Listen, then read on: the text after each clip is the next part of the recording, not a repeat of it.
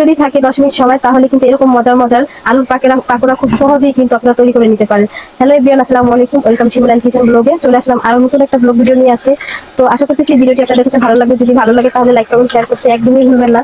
তো আমি এখানে কিন্তু খুব সুন্দরভাবে পাকোড়ার জন্য মিশ্রণটা তৈরি করে নিতেছি, চলুন দেখাই।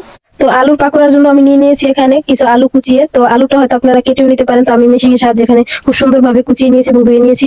তো সাথে নিয়ে নিয়েছি আটা। আপনারা এখানে চাইলে ময়দা বা চালের গুঁড়ো ইউজ করতে পারেন। তো আমার ছিল আটা, আমি আটা নিয়েছি। তারপর নিয়েছি কাঁচামরিচ কুচি এবং সাথে একটু ধনিয়ার গুঁড়ি, তারপর হলুদের গুঁড়া এবং লবণ। তো চলুন কথা না বলে চলে যাই মূল কাজে।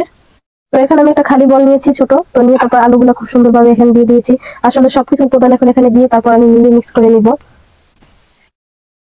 আসলে মেয়েদের তো কাজের কোনো শেষ থাকে না, সকাল বিকেল মিলে প্রচন্ড কাজ থাকে। সারাদিন এত কাজের পরও দেখা যায় ঘরের পুরুষরা এসে বলবে সারাদিন কি কাজ করো। আসলে এই যে একটা কাজের তালিকা, এটা তো তাদেরকে বোঝানো যাবে না, তারা বাইরে থেকে তো দেখে মহিলারা আসলে কিছুই করে না। তো যাই হোক, আজকে আমি সকালে অনেকগুলো রুটি বানাইছি, বানানোর পর খাওয়া দাওয়া রান্না বান্না শেষে এখন আবার বিকেলে ভাবতেছি কি করবো। তো বিকেলে এই যে আলুর পাকোড়া গুলো কিন্তু আমি খুব সহজেই তৈরি করে নিতেছি। তো আপনারা চাইলে কিন্তু সকাল বিকেলে নাস্তা হিসেবে কিন্তু বাচ্চাদেরকে এটা দিতে পারেন, খুব সহজ একটা রেসিপি।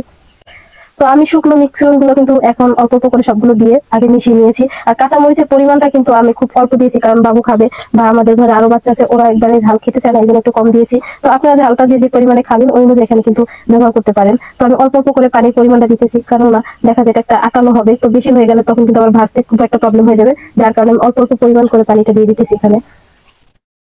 তো আমি কিন্তু খুব সুন্দরভাবে বাটারটা তৈরি করে নিয়েছি একবারে। এখন এগুলো নিয়ে আমি চলে যাবো চুলায়। তো চলে আসলাম চুলায়, চুলে একটা প্যান বসিয়ে দিয়েছি। প্যান বসিয়ে তেল দিয়ে খুব সুন্দরভাবে কিন্তু তেলটাকে আমি ভালো করে হিট করে নিয়েছি। তো আস্তে আস্তে কিন্তু আমি আলুর পাকোড়া গুলো দিয়ে দিতেছি। তো আপনারা চাইলে এখানে আরো বড় একটা প্যান নিয়ে নিতে পারেন, কিন্তু আমার কাছে ছোট একটা প্যান ছিল, তো আমি ছোট প্যানে দিয়েছি। আর আমি কিন্তু খুব অল্প অল্প করে দিয়ে দিতেছি এখানে। তো যখনই এই পাকোড়া গুলো ভাজবেন তখন সাবধানে একটু ভাজুন, যেহেতু তেলটা হেট করা থাকে, তো তেলটা যাতে না হাতে লাগে একটু সাবধানে ভাজবেন।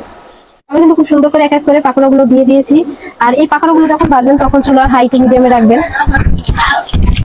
তো পাকোড়া কিন্তু আমার এক পাশটা কিন্তু খুব সুন্দরভাবে হয়ে গেছে, দেখতেই পাচ্ছেন। তো আমি কিন্তু হালকা বাদামি কালার করে ভেজে নিতেছি। তো আপনারা চাইলে কিন্তু পাকোড়ার কালারটা আরেকটু করতে পারবেন।